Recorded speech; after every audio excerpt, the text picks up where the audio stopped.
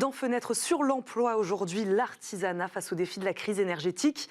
Premier employeur de France avec 1,3 million d'entreprises et 2,3 millions de salariés. Le secteur est aujourd'hui particulièrement touché par la hausse du coût de l'électricité. Pour certains, ça se concrétise par des factures qui ont été multipliées par 2, 5, voire 10. La Chambre des métiers de l'artisanat d'Île-de-France tente coûte que coûte de les accompagner dans le contexte actuel. On parle de cet accompagnement et de l'avenir du secteur avec Jean-Yves Bourgois, secrétaire général de la CMA-IMF. Bonjour. Bonjour. Bienvenue dans Smart Job. Merci beaucoup de nous accompagner. Jean-Yves Bourgois, comment les TPE-PME encaissent-elles aujourd'hui le coût de cette hausse des prix de l'électricité ? Alors, la situation est compliquée, tout le monde l'a bien compris, surtout pour les artisans en fait, qui sont les plus gros consommateurs d'électricité, ceux qui ont un compteur jaune, comme on dit pour parler un petit peu de technique. Et donc, principalement, on pense d'abord aux boulangers. En fait, les boulangers, ils sont à peu près 35 000 en France. On en a beaucoup parlé, c'est vrai, ces derniers temps. Et pour cause, c'est ce que vous nous dites, les boulangers sont vraiment particulièrement touchés, vous diriez même les plus touchés aujourd'hui par cette hausse des prix. Absolument, parce que la part énergétique est la plus importante chez eux. Alors, il y a d'autres difficultés qui s'accumulent pour un certain nombre de TPE, mais chez les boulangers, cette question d'énergie est vraiment essentielle, surtout pour ceux qui ont négocié leur contrat entre août et décembre, on va dire. C'est-à-dire que ce n'était pas la bonne période pour négocier son contrat. Nous, on est extrêmement attentifs à cela. On sait que ça ne concerne pas toutes les boulangeries, mais celles que ça concerne, même lorsque le boulanger est très bon techniquement, commercialement et même en gestion, et bien même les très bonnes boulangeries qui ont un mauvais contrat d'énergie peuvent sombrer. Et donc, c'est pour nous un motif d'immense attention. Mais voilà, moi, c'est une question que j'aimerais poser. Comment vous expliquez qu'elle n'arrive pas du tout à l'absorber, cette hausse des prix, ne serait-ce qu'un peu ? Non, parce qu'en réalité, la part énergétique est tellement importante qu'en fait, même une très bonne boulangerie qui fonctionne très bien, eh bien, n'a pas un niveau de résultat qui permet de compenser l'énorme augmentation d'énergie. Ce dont on parle, ce ne sont pas uniquement des augmentations comme les particuliers connaissent, ce sont des augmentations qui sont parfois x5, x7, x10.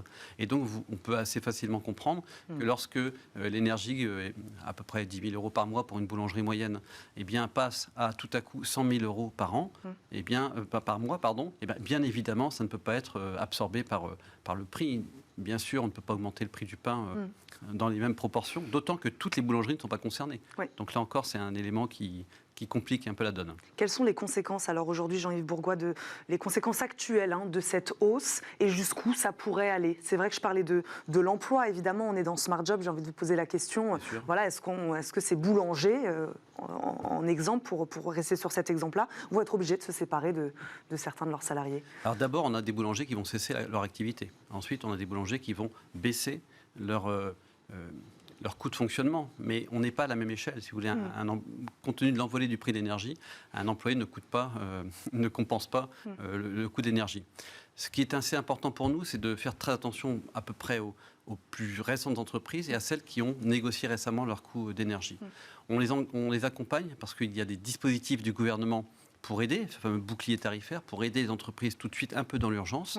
Et puis plus durablement, et on l'a initié déjà depuis plusieurs années, eh bien nous faisons des diagnostics énergétiques pour l'ensemble des entreprises artisanales, principalement les boulangers, mais pas seulement. Il y a beaucoup d'entreprises artisanales qui ont besoin de travailler.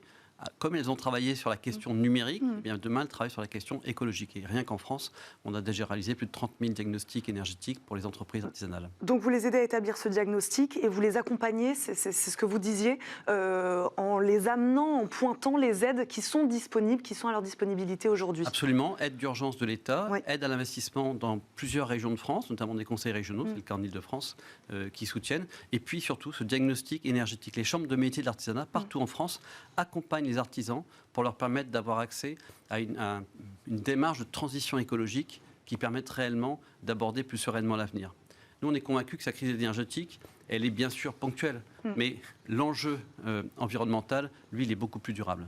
Est-ce que tout ce dont on vient de parler là, ça remet en question la pérennité du modèle artisanal ? Voilà, crise énergétique aujourd'hui, peut-être demain aussi.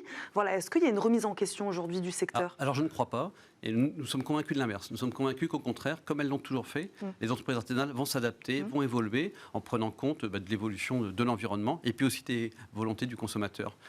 Le marché de la boulangerie dont on parlait est un marché hyper dynamique. Vous voyez, si on regarde les entreprises artisanales, notamment de boulangerie, eh bien, c'est 30% qui ont moins de 3 ans. C'est-à-dire que c'est un secteur qui est très très dynamique parce qu'elles ont su évoluer. Donc elles continueront à évoluer et nous, on est là pour les accompagner et les renforcer sur tous ces aspects. Premier employeur de France, cette crise énergétique, est-ce qu'elle peut impacter L'attractivité du secteur, elle ne remet pas en question le modèle, ça vous venez de nous le dire. Est-ce qu'elle peut impacter tout de même un peu l'attractivité du secteur, faire peur? C'est une excellente question parce que c'est ça que nous redoutons, d'autant que nous formons les artisans dans nos centres de formation. On forme un peu plus de 120 000 apprentis chaque année en France. Et donc pour nous, c'est une question. Mais on est convaincus que comme le modèle artisanal est économiquement viable et durable, eh bien, il ne faut pas que les jeunes aient peur de nous rejoindre. Bien au contraire, il y a un avenir pour les artisans. Vous disiez que vous accompagnez les artisans, notamment pour leur donner des informations sur les aides gouvernementales aujourd'hui en vigueur.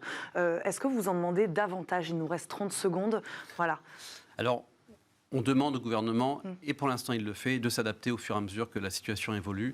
Dans tous les cas, ce n'est pas de notre ressort. Nous, on fait la médiation, si vous voulez, entre les aides qui existent et puis on veut être certain que le maximum d'artisans puissent en bénéficier. C'est ça notre job. Bon bah voilà, on va terminer là-dessus. Merci beaucoup Jean-Yves Bourgois de nous avoir accompagnés aujourd'hui dans Smart Job. Je rappelle, vous êtes le secrétaire général de cette Chambre des métiers de l'artisanat d'Île-de-France. Merci beaucoup d'avoir été avec nous. Merci à Nicolas Juchat qui m'a aidé à préparer cette émission. Merci à tous de nous avoir suivis.